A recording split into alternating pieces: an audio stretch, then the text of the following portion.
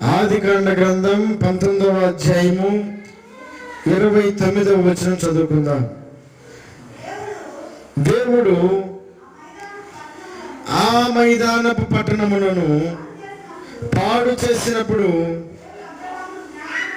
దేవుడు అబ్రహామును జ్ఞాపకం చేసుకుని లోతు కాపురమున్న పట్టణమును నాశనము చేసినప్పుడు ఆ నాశనపు మధ్యన లోతు నివసించకుండా అతనిని తప్పించెను. దేవునికి స్తోత్రం చెల్లిద్దాం. హల్లెలూయా, హల్లెలూయా. దేవుడు ఇస్తున్నటువంటి మాట ఏమిటి అంటే, ఒక పట్టణాన్ని నాశనం చేయడానికి దేవుడు ఇష్టపడ్డాడట. ఎందుకునంటే ఆ పట్టణంలో దేవుని కార్యాలు ఏమాత్రం కూడా లేవట. దేవుడు అంటే ఎరిగినటువంటి వారు ఎవరు కూడా లేనట్లుగా, దేవుడు ఎవరో తెలియనట్లుగా ప్రవర్తిస్తున్నటువంటి ఆ ప్రజలను బట్టి దేవుడు కోపించి ఎట్లాగైనా సరే ఆ పట్టణం అంతటి కూడా సమూలంగా నాశనం చేద్దామనేటువంటి ఆలోచనలోకి వచ్చాడు. వచ్చినప్పుడు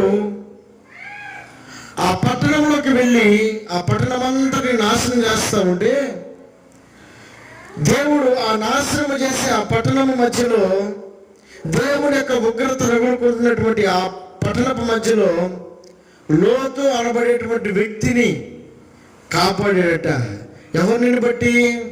అబ్రహామును బట్టి కాపాడాడట. లోతు యొక్క నీతిని బట్టి కాపాడబడలేదు, అబ్రహాము యొక్క ప్రార్థన బట్టి కాపాడబడ్డాడట.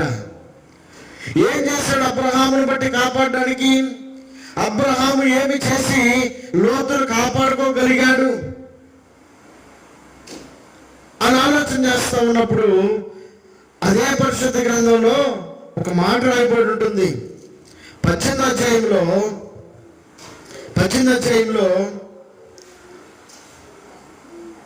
16వ వచనం చదువుదాం. అప్పుడు ఆ మనుషులు అక్కడి నుండి లేచి సొదొమ తట్టు చూచిరి. అబ్రహాము వారిని సాగనంపుటకు వారితో కూడా వెళ్ళెను. అప్పుడు యెహోవా, నేను చేయబో కార్యము అబ్రహామునకు దాచెదనా? అబ్రహాము నిశ్చయముగా బలము గల గొప్ప జనమును, అతని మూలముగా భూమిలోని సమస్త జనములకు ఆశీర్వదించబడును. ఎట్లనగా యెహోవా అబ్రహామును గురించి చెప్పినది అతనికి కలుగజేయనట్లు తన తరువాత తన పిల్లలను, తన ఇంటి వారిని నీతి న్యాయమును జరిగించుచు యెహోవా మార్గమును గైకొనుటకు అతడు వారికి ఆజ్ఞాపించినట్లు నేను అతనిని ఎరిగి ఉన్నాను. చాలండి.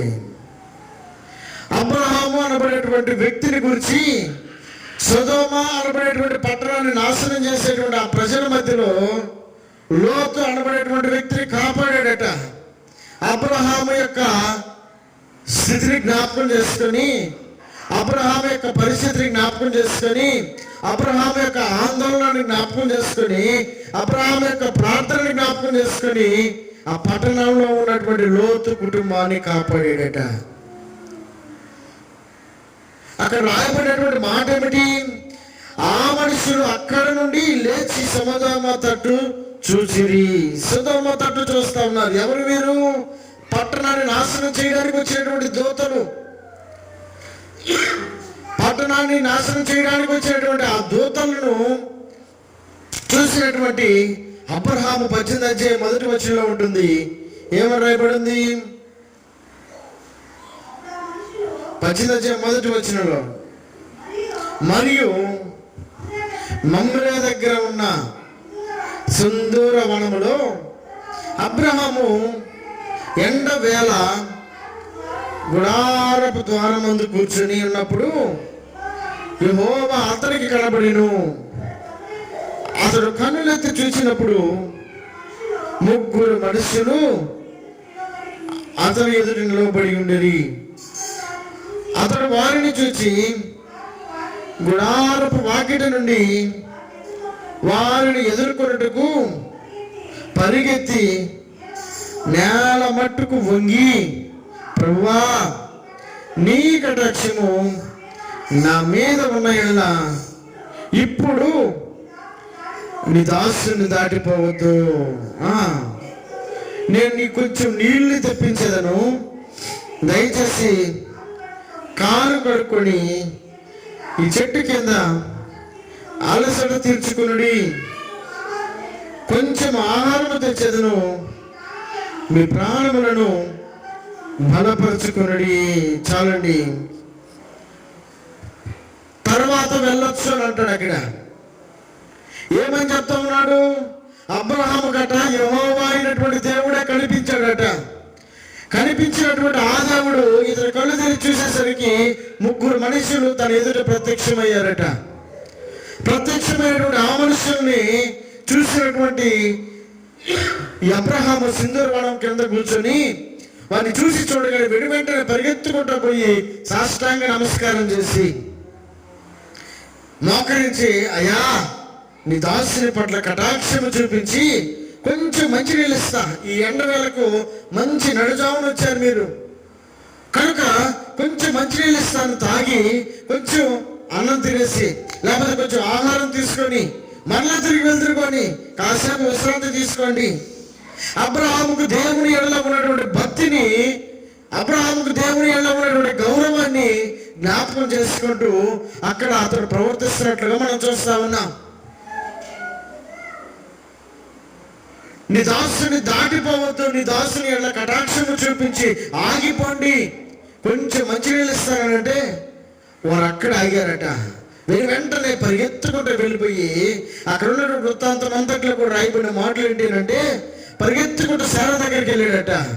వెళ్ళి అక్కడ దేవుని దూతలు ఉన్నాయి, దేవుడే స్వయాన్ని అక్కడ ఉన్నాడు కనుక ఆహారం కోసం నేను ఆగమన్నాను, దాహం ఇస్తానని, దాహం తీరుస్తానని ఆగమన్నాను కనుక వెంటనే వెళ్ళి 3 మానికల మెత్తటి పిండిని తయారు చేసి తీసుకొచ్చి రొట్టెలు తయారు చేసుకున్నామంటే ఆ రొట్టెలు ఆమె తయారు చేసి వెన్న పూసి ఆ రొట్టెలు తయారు చేసి వారికి వడ్డించడానికి ఒక పక్క సిద్ధం చేపిస్తా ఉన్నాడు.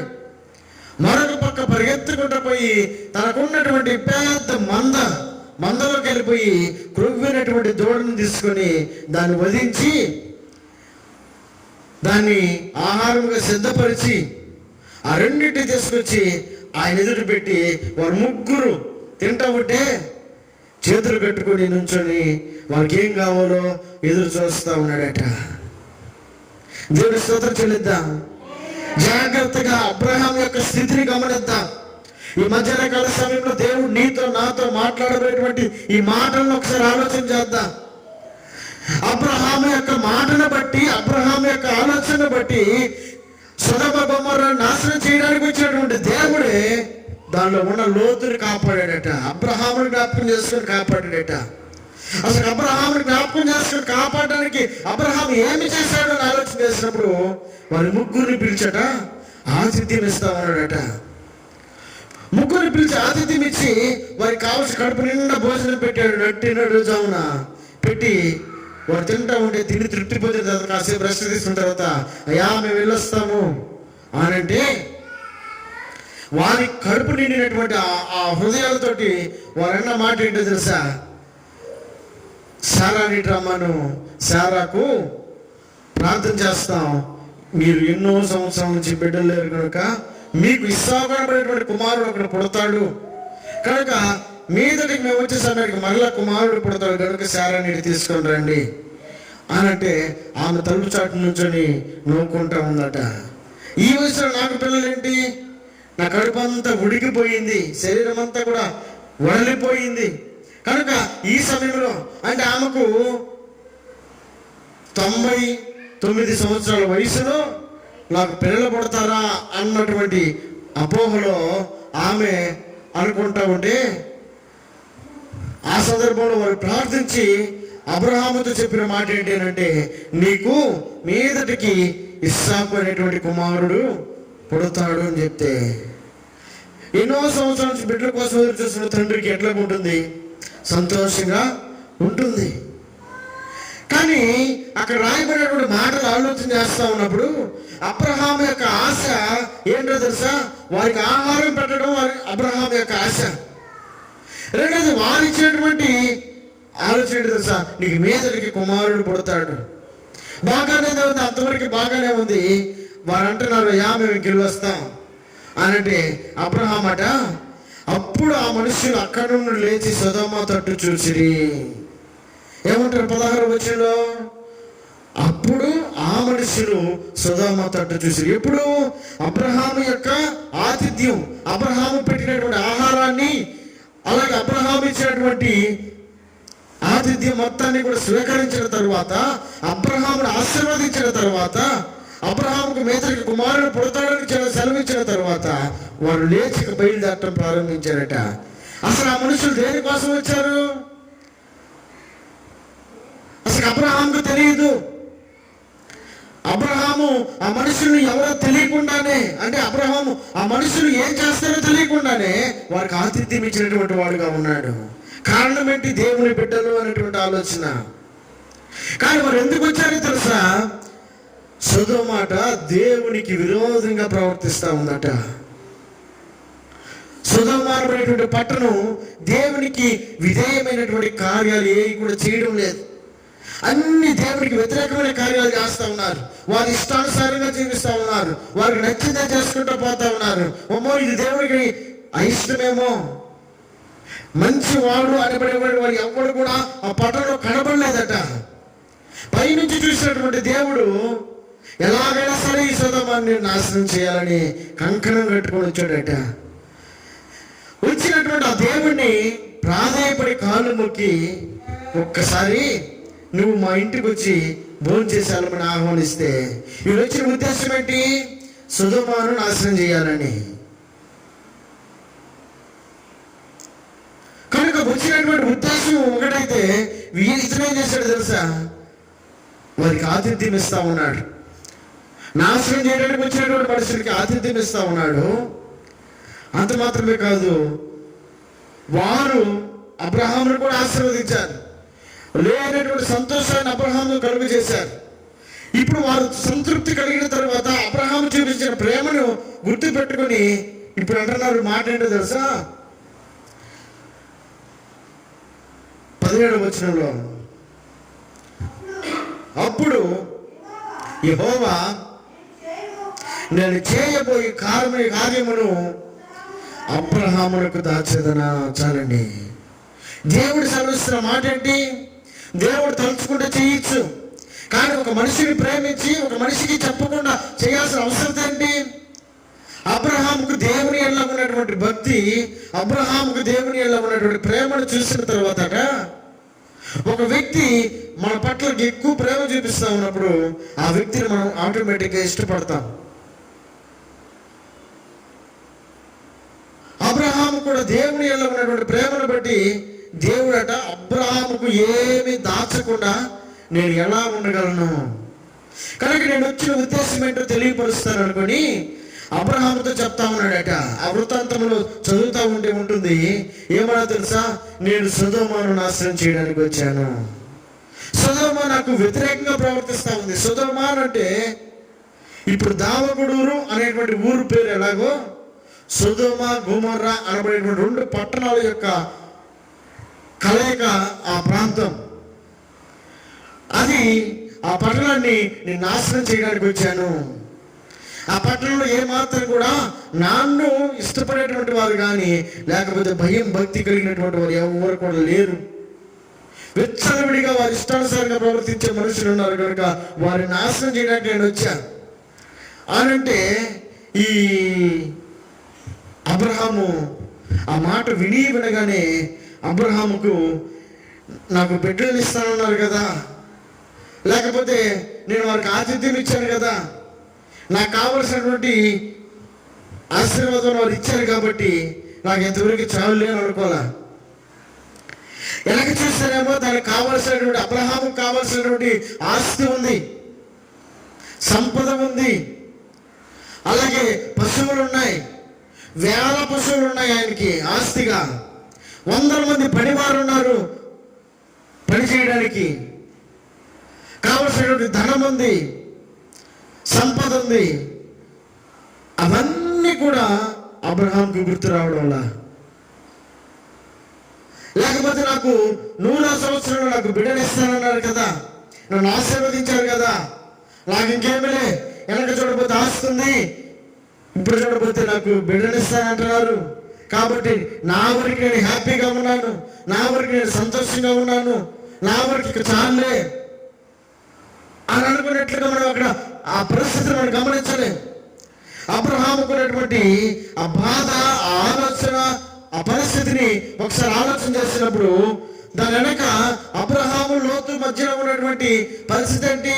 వారు స్నేహంగా ఉన్నారా అని ఆలోచన చేస్తే వారు ఏమాత్రం కూడా స్నేహంగా లేరు. లేకపోతే వారు ఆస్తులు ఏమైనా తక్కువ కలిగిన వారా? ఏమాత్రం కూడా ఆస్తులు కూడా తక్కువ కలిగిన వారు కాదు. అది ఆదికాండం 13వ అధ్యాయం 1వ వచనం. అబ్రహాము తనకు కలిగిన సమస్తమును, తన భార్యను, తనతో కూడా ఉన్న లోతును వెంట పెట్టుకుని ఐగుప్తుల నుండి నెగబునకును వచ్చును. అబ్రహాము వెండి బంగారము పశువులు కలిగి, చాలండి, ఎలాంటి వాడట? వెండి బంగారము పశువులు పనివారు బహుధనవంతులై ఉన్నాడట. అతడు ప్రయాణము చేయుచు దక్షిణము నుండి బేతేలు వరకు, అనగా బేతేలుకును హాయికిని మధ్య తన గుడారము మొదట ఉండిన స్థలము వరకు వెళ్ళి తాను కట్టిన చోట చేరెను. అక్కడ అబ్రహాము యెహోవా నామమున ప్రార్థన చేసెను.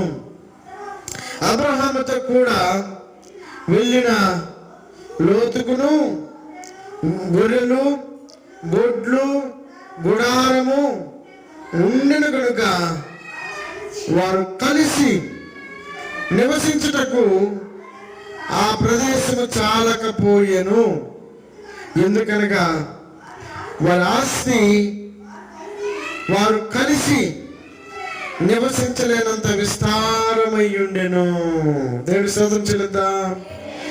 అబ్రహాము లోతు యొక్క ఆస్తట వారిద్దరు కలిసి నివసించలేనంత ఎక్కువగా. పశువుల కాపరులకును, లోతు పశువుల కాపరులకును కలహము పుట్టెను. చాలండి, కలహము అంటే ఏంటి? తగాదా, గొడవ, గందరగోళం. ఎవరి మధ్యలో? ఇటుపక్క లోతు పనివారి మధ్యలోను, అలాగే అబ్రహాము పనివారి మధ్యలోను, ఇద్దరు పశువుల కాపరుల యొక్క మధ్యలో గొడవ మొదలైందట. గొడవ మొదలైతే ఇరువురు కూడా ఆస్తి పరులే, ఇరువురు కూడా అన్ని కలిగినటువంటి వారే. ఇద్దరు కలిసి నివసించలేనంత ఆస్తి వారికి ఎక్కువగా ఉన్న సమయంలో వారు పని చేస్తున్న పనివారి మధ్యలో గొడవలు మొదలైనయట. గొడవలు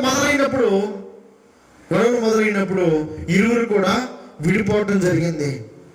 విడిపోయినప్పుడు అబ్రహాం అంటున్నాడు, లోతు నీకు ఏ ప్రదేశం కావాలి అంటే అదిగో పచ్చగా కనబడుతున్నటువంటి సొదొమ గొమొర్రా నాకు కావాలి అని అంటాడు. దీనికి స్తోత్రం చెల్లిద్దాం.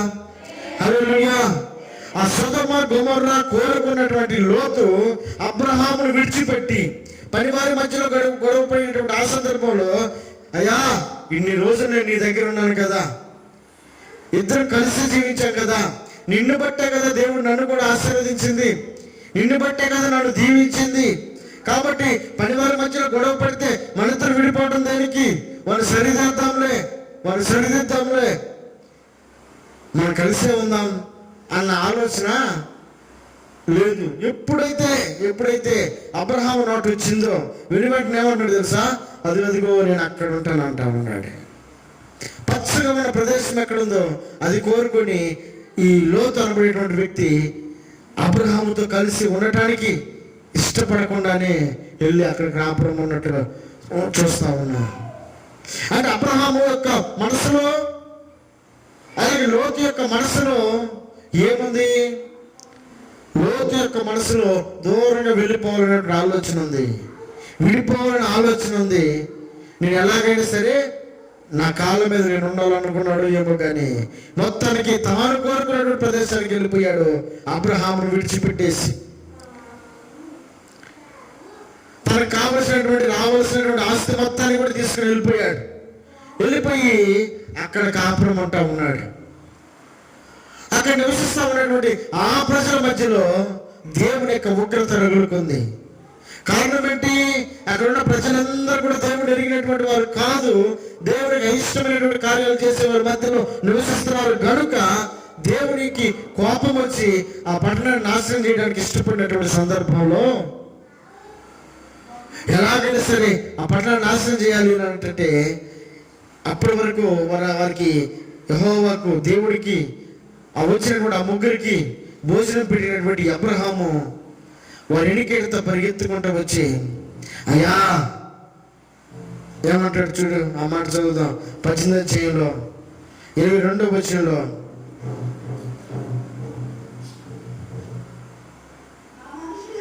ఆ మనుషులు అక్కడి నుండి తిరిగి సొదొమ వైపుగా వెళ్ళిరి.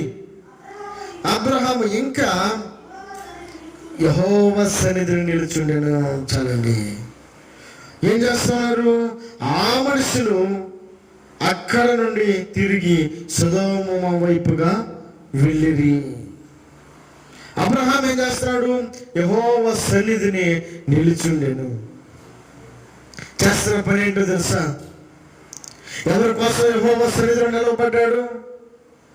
ఎవరి కోసం ఈ దేవుని సన్నిధిలో నిలవబడి ఎదురు చూస్తూ ఉన్నాడు అనంటే, ఎలాగైనా సరే అక్కడ ఉన్నటువంటి ఆ పట్టణంలో ఉన్నటువంటి లోతు కుటుంబం తప్పించబడాలి, లోతు కుటుంబం కాపాడబడాలి, లోతు కుటుంబం విడిపించబడాలి, ఆ నాశనం నుండి విడిపించబడాలని అబ్రహాము యొక్క ఆశ ఉండగా అబ్రహాము ఎదురు చూస్తా ఉన్నాడట.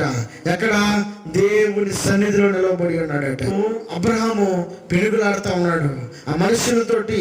ఆ వచ్చినటువంటి ఆ మనుషులతో మాట్లాడుతున్నటువంటి మాటలు ఒకసారి ఆలోచించేద్దాం. 23వ వచనంలో, అప్పుడు అబ్రహాము సమీపించి ఇట్లా నేను చాలండి, దేవుని సన్నిధిలో నిలవబడ్డం మాత్రమే కాదు, రెండోది ఏం చేస్తున్నాడు తెలుసా? సమీపిస్తా ఉన్నాడు. మీరు ఇక్కడే ఉన్నారు దేవుని సన్నిధిలో ఉన్నటువంటి వారు అక్కడే ఉన్నారనుకో, మీరు ఏ అక్కర కోసం వచ్చారో నాకు తెలుస్తుందా? మామూలుగా మాట్లాడుకుంటే మీరు ఏ అక్కర కోసం వచ్చారో నాకు తెలుస్తుందా? తెలీదు. మీ అక్కర నాకు తెలియాలి అని అంటే ఏం చేయాలి? అక్కడి నుంచి లేచి నా దగ్గరికి వచ్చి, అయ్యా ఇది పరిస్థితి, ప్రార్థన చేయ్యా అని అంటే తెలుస్తుంది. లేకపోతే సాక్ష్యం చెప్పేటువంటి వ్యక్తి అక్కడే కూర్చుంటే అర్థం ఉందా? లేకపోతే లేచి నిలవబడితే దగ్గరికి వస్తా ఉన్నప్పుడు దాని అర్థం ఏంటి? ఏదో చెప్పడానికి ఆమె వస్తూ ఉంది, ఏదో తన బాధను చెప్పుకోవడానికి వస్తూ ఉంది. కొన్నిసార్లు మన ఇంటి దాకా మనుషులు వస్తారు. ఇంటి దాకా వచ్చినప్పుడు, అయ్యా ఏందయ్యా మంచిది అవుదా, కూర్చో, ఏదయ్యా ఏ పని మీద వచ్చావు అని అంటాం. ఎప్పుడు దగ్గరికి వచ్చినప్పుడు అనగలం. రోడ్డు మీద ఉన్నాడు అనుకో, ఏ పని మీద వచ్చాడో, ఎందుకోసం వచ్చాడో, అక్కడక్కడే ఉన్నాడు, అటు నుంచి అట్టే వెళ్ళిపోయాడు అనేది మన కోసం వచ్చినట్లు అవుతుందా? కాదు. అబ్రహాం చేస్తున్న పని ఏంటో తెలుసా? మొదటిగా యెహోవా సన్నిధిలో నిలుచుని ఉన్నాడట. రెండోది ఏం చేస్తాడు తెలుసా? సమీపించి దేవుడి దగ్గరికి వచ్చాడట. తన అక్కరేంటి, తన బాధ ఏంటి, ఏం కావాలయ్యా? ఆస్తి కావాలా? ఆస్తి కావాల్సిన సమృద్ధిగా ఉంది. లేకపోతే పశువులు కావాలా? వేల పశువులు ఉన్నాయి, ఇవేమి నాకు అక్కర్లేదు అంటా ఉన్నాడు. లేకపోతే నీకేమైనా బిడ్డలు కావాలా? ఇస్సాకుని ఇస్తానన్నారుగా, ఇంకా నాకు ఇంకా అవసరమే లేదు. మనకి నీకేం కావాలి? ఎందుకు నువ్వు దగ్గరకు వస్తున్నావు? నీకు కావాల్సిందేంటి అని అంటే తన హృదయాన్ని ఇప్పి ఏడుస్తూ మాట్లాడుతూ ఉన్నాడు. ఏమన్నా తెలుసా? 24వ వచనంలో, ఆ పట్టణంలో ఒకవేళ 50 మంది నీతిమంతుల నీళ్ళ దానిలోనున్న 50 మంది నీతిమంతుల నిమిత్తం ఆ స్థలమును నాశనం చేయకుందువా. తన ప్రాధాన్యత, తన యొక్క బాధ ఏంటో తెలుసా? కుమారుడు కావాలని కోరుకోవడంలా, లేకపోతే ఆస్తి కావాలని కోరుకోవడంలా, సంపద కావాలని కోరుకోవడంలా, అవన్నీ అతని దగ్గర ఉన్నప్పటికీ కూడా హృదయంలో సంతృప్తి లేదు. ఎందుకు సంతృప్తి లేదో తెలుసా? పక్కన ఉన్నటువంటి ఆ సొదొమ కుమారుని దేవుడు నాశనం చేయడానికి వచ్చాడు కనుక అది ఎక్కడ నాశనం అయిపోతుందో అనేటువంటి బాధ హృదయంలో పెట్టుకొని వారికి ఆహారం పెట్టినటువంటి వ్యక్తి, వారికి దాహాన్ని తీర్చినటువంటి వ్యక్తి దేవుని సన్నిధిలో నిలవబడి దేవునికి సమీపముగా వచ్చి దేవునికి మొరపెడతా ఉన్నాడు. ఏమని మొరపెడతా ఉన్నాడు? అయ్యా, ఆ పట్టణంలో 50 మంది ఉంటే ఆ పట్టణాన్ని నాశనం చేయకుండా ఉంటావా? 50 మంది నీతిమంతులుంటే ఆ పట్టణాన్ని నువ్వు నాశనం చేయకుండా ఉంటావా అని బతిలాడుతా ఉన్నాడు. సరే, ఆయన అంటున్నటువంటి మాట ఏంటో తెలుసా?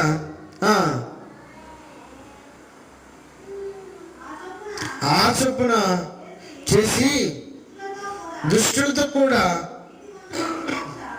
నీతిమంతులను చంపుట చాలండి. తన బాధ ఏంటో తెలుసా? ఆ పట్టణంలో ఉన్న నీతిమంతులు ఎవరైతే ఉన్నారో వారు కాపాడబడాలి. ఒకవేళ నీ ఆలోచనలో ఆ దుష్టులతో పాటు నీతిమంతులను కూడా చంపాలనే ఆలోచన కనుక నీకు అనుకుంటే ఆ ఆలోచన నీ నుండి దూరమవును గాక అని ఎవరన్నాడు? అబ్రహాం అంటా ఉన్నాడు, దేవుడితో అంటా ఉన్నాడు. నీ హృదయంలో మంచివారితో పాటు చెడ్డవారితో పాటు మంచివారిని కూడా చంపాలనే ఆలోచన నీకు కనుక ఉంటే ఆ పట్టణం మొత్తం నాశనం చేస్తానంటున్నావు. ఆ పట్టణంలో ఒకవేళ 50 మంది నీతిమంతులు ఉంటే నువ్వు కాపాడగలవా అని అడుగుతూనే రెండో మాట ఏమన్నాడు తెలుసా?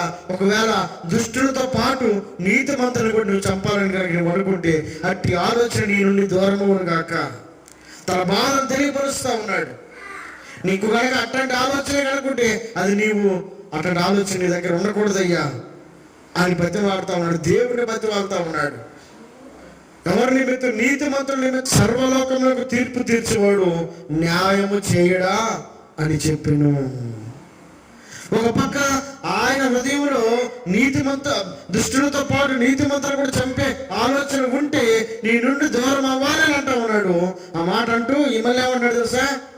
నీవు నీతి న్యాయాలు జరిగించేవాడు కనుక నీకు తెలియకుండా ఉంటుందా ఏది నీతో ఏది న్యాయమో అని మళ్ళీ ఆ మాట అంటూ ఉన్నాడు.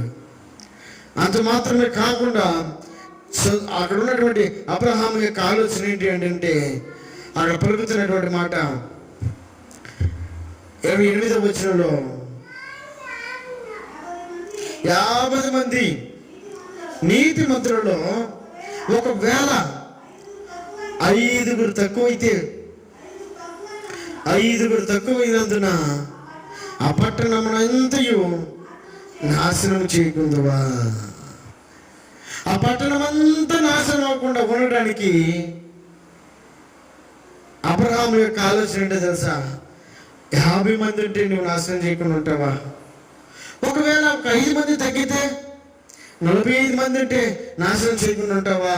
ఆ వృత్తాంతమంతా చదువుతా ఉంటే సరే 45 మంది కాదు, ఒకవేళ 35 మంది ఉంటే ఆ మనుషులందరూ చంపకుండా ఉంటావా? బతిమాలుతూ అక్కడ పలుకుతున్న మాట ఏంటో తెలుసా? 32వ వచనంలో అతడు ప్రభువు కోపపడిన యెడల నేను ఇంకొక మాట మాత్రమే మాట్లాడేదను. ఒకవేళ అక్కడ 10 మంది కనబడతారేమో అనినప్పుడు ఆయన ఆ 10 మందిని బట్టి నాశనం చేయకుందున నేను. చాలండి. ఒకవేళ అబ్రహాం అంటే మాట ఎక్కడ మొదలు పెట్టాడు? 50 మందితో మొదలు పెట్టినటువంటి అబ్రహాము 10 మంది దాకా వచ్చాడు. అబ్రహాంకు తెలుసు అక్కడ ఎవరు కూడా నీతిమంతులు లేరనే విషయం తెలుసు. ఒకవేళ వారు నీతిమంతులు ఉన్నారనే విషయం తెలిసినట్లయితే 50 మంది దగ్గర ఆగిపోయేవాడు. తనకు ధైర్యం చాలడంలా, అయ్యా 40 మంది 45 మంది ఉంటే పట్టణాన్ని రక్షిస్తావా, లేకపోతే 30 మంది ఉంటే పట్టణాన్ని రక్షిస్తావా, లేదా 20 మంది ఉంటే పట్టణాన్ని రక్షిస్తావా? నమ్మకం కుదరలా. 20 మంది కూడా కనబడేటట్లేదు ఎవరు కూడా. ఆ పట్టణం వెంటనే సరికి నాశనం అయిపోద్ది. కనీసం 20 మంది కూడా కనబడేటట్లేదు. అయ్యా చివరికి ప్రభు కోపడకుండా ఉంటే ఒక్క మాట చెప్తానయ్యా, 10 మంది ఉంటే రక్షిస్తావా? 10 మంది దాకా వచ్చాడు. ఇక ఆ తర్వాత మాట్లాడలేకపోయాడు. వారు కూడా అక్కడి నుంచి వెళ్ళిపోయారు. ఇక మాట్లాడలేకపోయాడు, ఏడుస్తా ఉన్నాడు. తను పక్కన ఉన్నటువంటి వారిని గురించి, లోపల ఉన్నటువంటి మనుషుల్లో ఉన్నటువంటి వారిని గురించి నీతిమంతులుగా అబ్రహాము ఎంచి ఉన్నాడు. తన గురించి ఏం చెప్పుకుంటాడు తెలుసా? యావత్ ఆస్తి ఉంది, కావలసిన సంపద ఉంది, 100 మంది పనివారు ఉన్నారు, కావలసినటువంటి సంపద ఉంది. ఇవన్నిటి ప్రక్కన పెట్టేసి ఆయన హృదయంలో దేవుని దగ్గర తగ్గించుకునేటువంటి విషయాన్ని ఒకసారి మనం ఆలోచించేద్దాం. 27వ వచనం చదువుతాం. అందుకు అబ్రహాము, ఇదిగో ధూళియు బూడిదయునైనా నేను ప్రభుతో మాట్లాడ తెగించి ఉన్నాను. ఎవరటైనా 100 మంది పనివారిని మెయింటైన్ చేసేటువంటి గొప్ప అధికారి, వేల పశువులు కలిగినటువంటి యజమాని, వారిద్దరు నివసించలేనంత విస్తారమైన ఆస్తి కలిగినటువంటి వాడు, ఏ కొదువలేనటువంటి, ఏ ఇబ్బంది లేనటువంటి అబ్రహాము దేవుని దగ్గర తగ్గించుకున్నటువంటి విధం ఏంటో తెలుసా? అయ్యా నేను దుమ్ముని, నేను ధూళిని. దుమ్ముని ధూళిని అంటున్నటువంటి అబ్రహాము ప్రాధేయపడుతుంది ఎవరి కోసమో తెలుసా? నీతిమంతులైనటువంటి వారి కోసం ప్రాధేయపడతా ఉన్నాడు. ఎవరు నీతిమంతులట? నేను నీతిమంతుని కాకపోవచ్చు, నా ప్రక్క వారు నీతిమంతులు. అబ్రహాముకున్నటువంటి ఆశ ఏమిటో తెలుసా? ఎలాగైనా సరే ఆ సొదొమ గొమొర్రాలో ఉన్నటువంటి నీతిమంతులను కాపాడాలనేటువంటి ఉద్దేశంతో, ఎవరా నీతిమంతులు? అబ్రహాము యొక్క హృదయంలో ఉన్నటువంటి ఆ మనుషులు ఎవరు అంటే లోతు కుటుంబం. ఆ లోతు కుటుంబం కోసం 50 మంది ఉంటే రక్షిస్తావయ్యా, 40 మంది ఉంటే రక్షిస్తావా, చివరికి 10 మంది ఉంటే రక్షిస్తావని బతిమాలుతుంది. ఎవరి కోసమో తెలుసా? ఆ లోతు కుటుంబం కోసం బతిమాలుతా ఉన్నాడు. డైరెక్ట్గా చెప్పలా, అయ్యా లోతుని కాపాడయ్యా, వాడు నేను కలిసే వచ్చామయ్యా, ఏదో చిన్న మనస్పర్ధలు వచ్చాయి, వాడు అక్కడ ఉంటున్నాను, నేను ఇక్కడ ఉంటున్నాను కాబట్టి వాడిని రక్షించు అని అడగకుండానే అబ్రహాం యొక్క హృదయంలో ఉన్నటువంటి ఆశ, ఆలోచన ఏంటో ఎరిగినటువంటి దేవుడు అబ్రహాం యొక్క హృదయంలో ఉన్నటువంటి బాధను తీర్చాడట. అబ్రహాము హృదయంలో ఉన్నటువంటి బాధను తీర్చడానికి గల కారణం ఏంటంటే అబ్రహాము ప్రాధేయపడినటువంటి ఆ విధానం. ఆశని ప్రక్కన పెట్టేశాడు. సొదొమ గొమొర్రాలో ఉన్నటువంటి లోతు యొక్క కుటుంబం కాపాడబడాలని, సంపదను అలాగే తనకున్నటువంటి ఎనకున్నటువంటి ఆస్తిపాస్తులు అన్నిటి కూడా ప్రక్కన పెట్టేశాడు. అవన్నీ ప్రక్కన పెట్టడం గల కారణం ఏంటి అంటే లోతు కుటుంబం కాపాడబడాలనేటువంటి దాని మీద తన దృష్టిని పెట్టాడు. కనుక నాశనం చేయడానికి వెళ్ళినటువంటి దేవుని యొక్క మనసును కరిగించాడట, దేవుని యొక్క మనసును కదిలించాడట. ఏదైతే ఆయన నాశనం చేయాలనుకుని వెళ్ళాడో అబ్రహామును బట్టి కాపాడబడ్డాడట. చదువుదాం మాట 19వ అధ్యాయంలో 29వ వచనంలో 27 నుండి చూస్తే, తెల్లవారినప్పుడు అబ్రహాము లేచి తాను యెహోవా సన్నిధిని నిలిచిన చోటుకు వచ్చి సొదొమ గొమొర్రాల తట్టుకు ఆ మైదానపు ప్రదేశం యావత్తును చూడగా, అదిగో ఆ ప్రదేశము పొగ ఆవము పొగవలే లేచుచుండెను. చూశాడట, రాత్రి అంతా పిడుగు అడిగాడు కదా, అయ్యా 50 మంది ఉంటే రక్షించయ్యా, 10 మంది ఉంటే రక్షించయ్యా అని బతిమాలి బతిమాలి బతిమాలి చేసినటువంటి ప్రార్థన చేసిన ప్రాంతానికి ప్రదేశానికి వచ్చి ఒక్కసారి మరలా అక్కడే నుంచొని వాడు తిరిగి చూస్తే మొత్తం గుట్ల గుట్లుగా పొగలిగిస్తూ ఉందట. నాశనం చేయడానికి వచ్చినటువంటి ప్రజలు, ఆ ప్రజల మధ్యలోకి వచ్చినటువంటి దేవుని యొక్క ప్రణాళిక నెరవేర్చబడతా ఉంది. ఆ పట్టణం అగ్ని గంధకాలచే కాల్చివేయబడతా ఉంది, పొగలు కమ్ముకుంటూ ఉందట.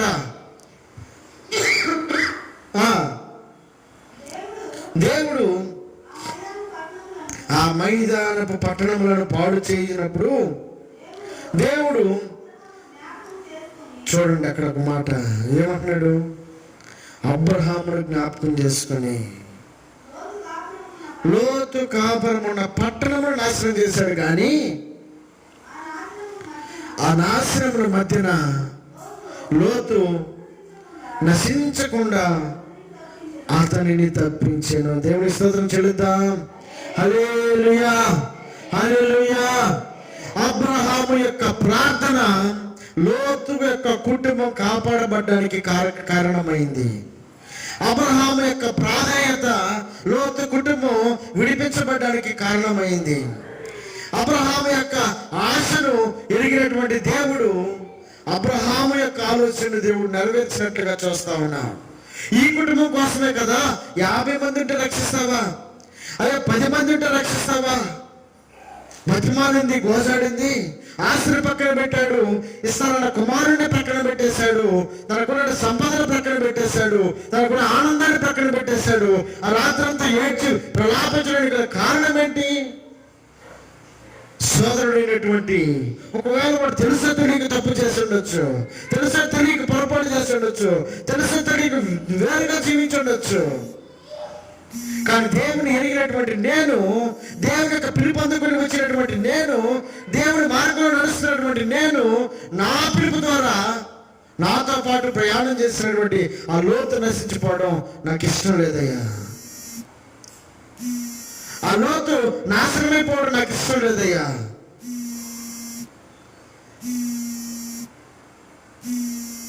కనుక నువ్వు నాకు కుమారుని ఇస్తానన్నా సరే, లేదా నాకు ఆశ్రయిస్తానన్నా సరే, నాకు సంపాదిస్తానన్నా సరే, ఇవేమి నాకు తృప్తి కలిగించడం లేదు. కానీ ఆ 10 మందిలో ఉన్నటువంటి ఆ లోతు కుటుంబాన్ని, లేదా సుధమలో నివసిస్తున్న లోతు కుటుంబాన్ని కాపాడమని బతిమాలినటువంటి ఈ అబ్రహాం యొక్క మనస్సును చూసినటువంటి దేవుడు నాశనం చేయడానికి వెళ్ళినటువంటి ఆ ప్రజల మధ్యలో అబ్రహాంకి ఇక్కడ మాట ఇవ్వలా, నీకేం పర్లేదు నేను లోతును కాపాడుతానని మాట ఇవ్వలా. ఆ మాట కూడా చదువుదాం. 18వ అధ్యాయంలో 33వ వచనం చదువుదాం. యెహోవా అబ్రహాముతో మాట్లాడుట చాలించి వెళ్ళిపోయాను.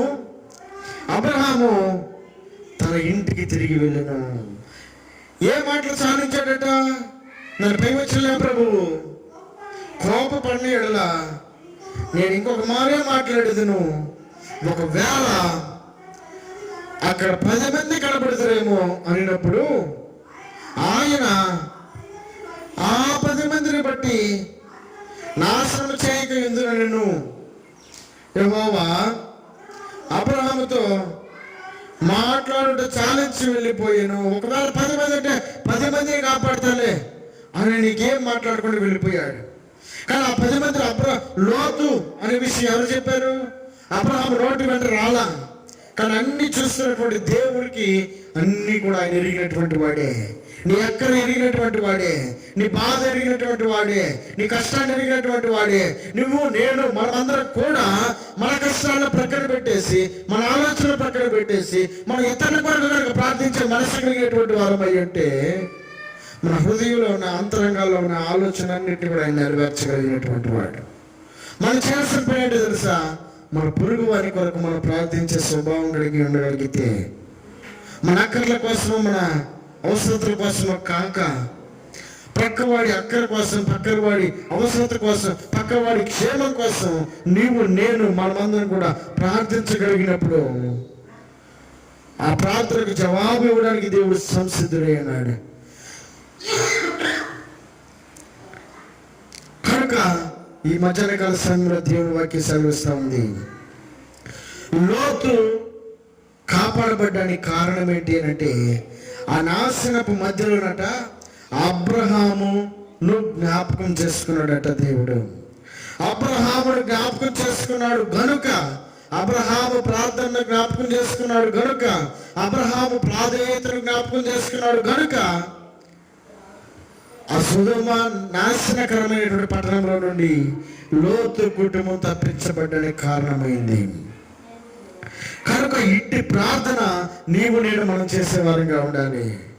పక్కవారు కనుక ఏదైనా బాధలో ఉన్నప్పుడు, పక్కవారు ఏదైనా బలహీనతలో ఉన్నప్పుడు నా వరకు అయ్యా నా కుటుంబాన్ని కాపాడు, లేకపోతే నా బిడ్డను కాపాడు, ఇది మాత్రమే దేవుడు కోరుకోనున్నా, అయ్యా నా పక్కవాడిని కాపాడు, పలానా పరిస్థితిలో ఉంది, పలానా స్థితిలో ఉంది అని మనం ఎరిగి వారి కొరకు మనం ప్రార్థించగలిగినప్పుడు, వారి కొరకు మనం ఏడవగలిగినప్పుడు, వారి కొరకు మనం ఆయన గోజాడగలిగినప్పుడు ఆయన మన మాటలు వినేటువంటి వాడు, మన మాటలకు ఆయన తగిన ప్రతిఫలాన్ని ఇచ్చేటువంటి వాడుగా ఉన్నాడు. ఈ మాటలు దేవుడు దీవించి ఆశీర్వదించును గాక.